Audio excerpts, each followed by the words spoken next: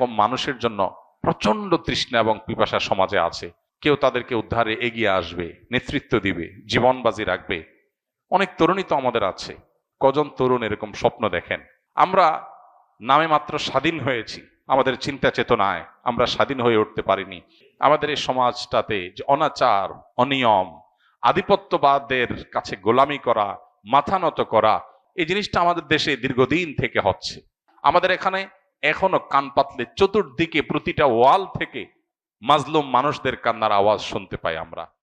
ইসলাম আমাদেরকে সবসময় সৎ কাজের আদেশ এবং অসৎ কাজে বাধা প্রদান করার কথা বলে, অন্যায় অনাচারের বিরুদ্ধে অবস্থান নিতে বলে।